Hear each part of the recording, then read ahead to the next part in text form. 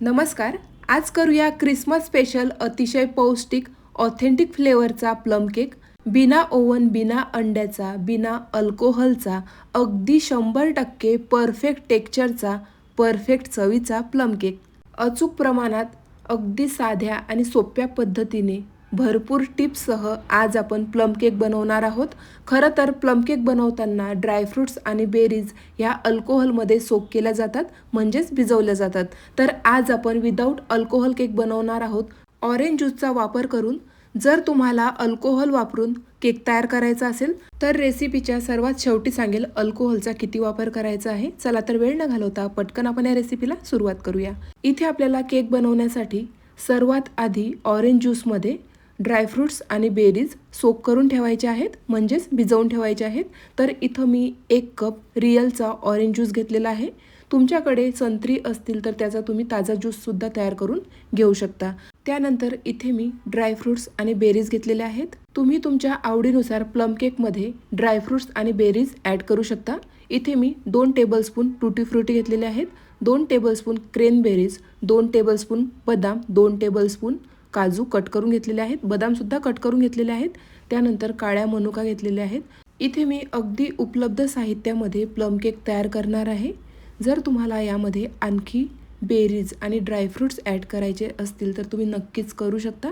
आता ड्रायफ्रुट्स आणि बेरीज आपल्याला ऑरेंज ज्यूसमध्ये सोक करायचे आहेत, म्हणजेच भिजत ठेवायचे आहेत. कमीत कमी 24 तास आणि जास्तीत जास्त 2 ते 3 दिवस तुम्ही सोक करू शकता. जर तुमच्याकडे वेळ कमी असेल तर 2 ते 3 तास ड्रायफ्रुट्स हे ऑरेंज ज्यूसमध्ये सोक केले तरी सुद्धा चालेल. 1 दिवस आपण ड्रायफ्रुट्स हे ऑरेंज ज्यूसमध्ये सोक करून घेतले. केक तयार करताना सर्वात आधी आपल्याला शुगर कॅरमल सिरप तयार करायचा आहे. त्यासाठी पॅनमध्ये मी 1/4 कप म्हणजे पाव कप साखर व्यवस्थित हाताने पसरवून घातलेली आहे. त्यानंतर गॅस ऑन करायचा आहे. गॅसची फ्लेम आपल्याला मीडियमच ठेवायची आहे आणि मीडियम फ्लेमवर आपल्याला साखर व्यवस्थित वितळून घ्यायची आहे. प्लम केक तयार करताना शुगर कॅरमल घालणं गरजेचं आहे, त्यामुळे अजिबात स्किप करायचं नाही. परफेक्ट चव आणि केकला रंग छान येण्यासाठी ही स्टेप करणं फार गरजेचं आहे. साखर आपल्याला पूर्णपणे विरघळू द्यायची आहे. त्यानंतरच यामध्ये स्पॅच्युला किंवा चमचा घालायचा आहे. व्यवस्थित आपल्याला शुगर कॅरमलाइज करून घ्यायची आहे. साखर विरघळली की अशी ब्राऊन दिसते. चमच्याने किंवा स्पॅच्युलाने मिक्स करायचं. साखर आपल्याला कॅरमलाइज करून घ्यायची आहे, अजिबात जळू द्यायची नाही. गॅसची फ्लेम मिडियमच ठेवायची आहे. आता यामध्ये मी 1/4 कप गूळ पावडर घालणार आहे.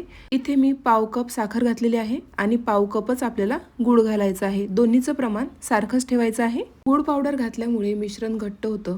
जसजसा गूळ विरघळायला लागतो तसं ते मिश्रण थोडंसं पातळ होतं. साखर आणि गूळ मस्त एकजीव झालेले आहेत. रंग तुम्ही बघू शकता. साखर आणि गूळ पूर्णपणे विरघळली की यामध्ये आपल्याला पाव कप कडकडीत गरम पाणी घालायचं आहे. 2 ते 3 बॅचमध्ये आपल्याला पाणी घालायचं आहे. पाणी घातल्यानंतर मिश्रण अंगावर उडण्याची शक्यता असते, त्यामुळे काळजीपूर्वकच आपल्याला पाणी घालायचं आहे. त्यानंतर आपल्याला पटापट सर्व साहित्य एकजीव करून घ्यायचं आहे. सुरुवातीला हे मिश्रण थोडंसं जेलीसारखं होतं. 1 ते 1.5 मिनिटामध्ये व्यवस्थित मिक्स होतं. शुगर कॅरमल सिरप करत असताना गरम पाण्याचाच वापर करायचा आहे, अजिबात थंड पाण्याचा वापर करू नका. 1 ते 1.5 मिनिटामध्ये तुम्ही बघू शकता परफेक्ट असं आपलं शुगर कॅरमल सिरप तयार झालेलं आहे. मिश्रणाला बुडबुडे यायला लागले की गॅस बंद करायचा आहे. इथं आपला परफेक्ट असा शुगर कॅरमल सिरप तयार झालेला आहे. गॅस बंद करूया आणि कॅरमल सिरप आपल्याला थंड होऊ द्यायचं आहे. केकचं बॅटर करण्याआधी ओव्हन किंवा ज्या भांड्यामध्ये केक आपण बेक करणार आहोत ते प्रीहीट करणं गरजेचं आहे. केक बेक करण्यासाठी इथे मी कढईचा वापर केलेला आहे. बेसला मी मीठ घातलेलं आहे. स्टँड ठेवायचं आहे. झाकण ठेवून आपल्याला 10 मिनिटासाठी कढई किंवा कुकर प्रीहीट करून ठेवायचं आहे. केक बेक करण्यासाठी तुम्ही एखाद्या पातेल्याचा सुद्धा वापर करू शकता, मात्र प्रीहीट करणं गरजेचं आहे. झाकण ठेवून मी कढई प्रीहीट करायला ठेवणार आहे. चला तर पटकन आपण केकचं बॅटर तयार करूया. एका काचेच्या बोलमध्ये मी 1/4 कप म्हणजे पाव कप तेल घेतलेलं आहे. तुम्ही तुपाचा किंवा बटरचा सुद्धा वापर करू शकता. त्यानंतर 1/2 टीस्पून इथं मी व्हॅनिला इसेन्स घेतलेला आहे. टोटली ऑप्शनल आहे. तुमच्याकडे अवेलेबल नसेल तर तुम्ही स्किप सुद्धा करू शकता. 2 चमचे पिठी साखर घ्यायची आहे.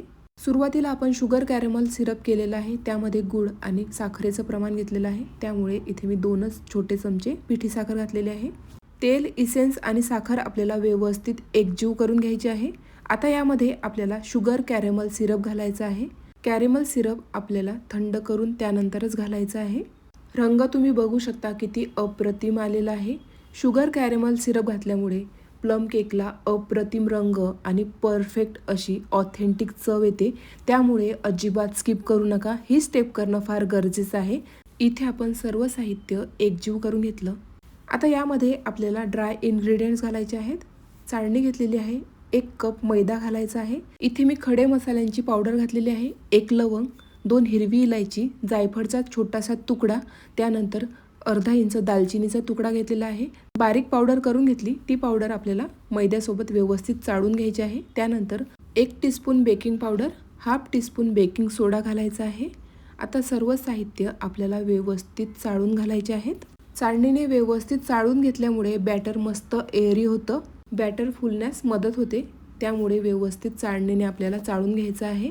इथं मी सर्व साहित्य व्यवस्थित चाळून घेतलं. आता सर्व साहित्य आपल्याला व्यवस्थित एकजीव करून घ्यायचं आहे. इथं आपले ड्रायफ्रुट्स आणि बेरीज व्यवस्थित भिजलेले आहेत. तुम्ही बघू शकता 24 तास मी ऑरेंज ज्यूसमध्ये हे सोक करायला ठेवले होते. कमीत कमी 1 दिवस आणि जास्तीत जास्त 2 ते 3 दिवस तुम्ही ऑरेंज ज्यूसमध्ये ड्रायफ्रुट्स आणि बेरीज सोक करू शकता. थोडेसे ड्रायफ्रुट्स आणि बेरीज मी साईडला ठेवलेले आहेत. जेव्हा आपण केक डेकोरेट करू तेव्हा आपल्याला ते लागणार आहे. आता एका डायरेक्शनने आपल्याला केक बॅटर व्यवस्थित मिक्स करून घ्यायचं आहे. केक आणखी टेस्टी होण्यासाठी इथं मी 3 टेबलस्पून मिल्क पावडर घालणार आहे. टोटली ऑप्शनल आहे. मिल्क पावडर घातल्यामुळे केकला चव अप्रतिम येते. तुम्ही सुद्धा नक्की ट्राय करा. यामध्ये मी 1 टेबलस्पून व्हिनेगर घातल्यामुळे केक मस्त हलका फुलका चवदार होण्यास मदत होते. बेकरीमध्ये केक बनवताना व्हिनेगरचा आवर्जून वापर केला जातो. त्यामुळेच केक अगदी जाळीदार स्पॉन्जी बनून तयार होतो. तुम्ही सुद्धा नक्की ट्राय करा. केक बॅटर आपल्याला कट अँड फोल्ड मेथडने मिक्स करायचं आहे. तुम्ही बघू शकता थोडंसं बॅटर मला घट्ट वाटत आहे. त्यामुळे यामध्ये मी 2 टेबलस्पून रूम टेम्परेचरचं दूध घातलेलं आहे. प्लम केक बनवताना सर्वात महत्त्वाची टिप, बॅटर आपल्याला घट्ट ठेवायचं आहे. यापेक्षा जर तुम्ही जास्त सैल बॅटर तयार केलं केक स्पॉन्जी होत नाही. आणि सर्वात महत्त्वाचं, यामध्ये आपण भरपूर ड्रायफ्रुट्स आणि नट्स घातलेले आहेत तर ते तळाशी जातात. त्यामुळे केक बॅटर घट्टच ठेवायचं आहे. केक टीन सुद्धा आपल्याला व्यवस्थित तयार करून घ्यायचं आहे. सर्वात आधी तेल लावून त्यानंतर मैदा लावायचा आहे. तुम्ही तळाशी बटर पेपर सुद्धा लावू शकता. तयार केलेलं केकचं बॅटर आपल्याला केक टीनमध्ये घालायचं आहे. कन्सिस्टन्सी तुम्ही बघू शकता. 1 ते 2 वेळा टॅप करायचं आहे. एअर बबल्स निघून जातात. त्यानंतर आपण सोक केलेले ड्रायफ्रुट्स आणि बेरीज साईडला काढून ठेवल्या होत्या. डेकोरेट करताना आपण केकमध्ये त्या वापरायच्या आहेत. भरपूर ड्रायफ्रुट्स आणि बेरीज वापरून आपल्याला केक डेकोरेट करून घ्यायचा आहे. तुम्ही तुमच्या आवडीनुसार केक डेकोरेट करून घेऊ शकता. इथं कढईसुद्धा व्यवस्थित प्रीहीट झालेली आहे.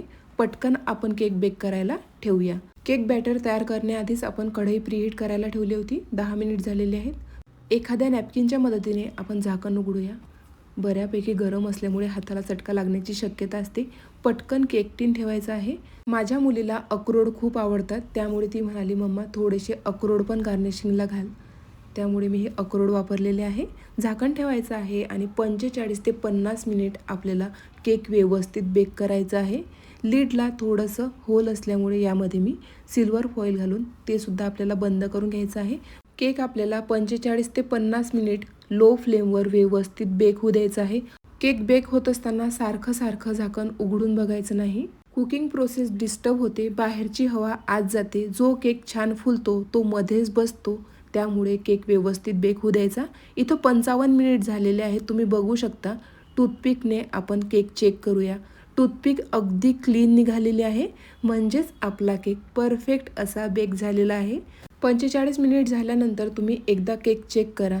जर तुम्हाला केक थोडासा ओलसर वाटला, पुन्हा 10 मिनिटासाठी आपल्याला केक बेक करून घ्यायचा आहे. आता आपण गॅस बंद करूया. केक आपल्याला थंड होऊ द्यायचा आहे. कमीत कमी अर्धा तास. केक बेक झाल्यानंतर व्यवस्थित त्याला थंड होऊ द्यायचं आहे. एखाद्या किचन नॅपकिनने आपण केक व्यवस्थित झाकून ठेवूया. इथं आपला परफेक्ट असा केक बेक झालेला आहे. रंग तुम्ही बघू शकता, अप्रतिम आलेला आहे. अर्धा तास आपण वेट करूया. झाकण ठेवायचं आहे आणि अर्धा तास आपण केक थंड होण्यासाठी ठेवून देऊया. इथं अर्धा तास झालेला आहे. तुम्ही बघू शकता अजूनही केक गरम आहे. एखाद्या चाकूच्या मदतीने आपण केकच्या कडा मोकळ्या करून घेऊया.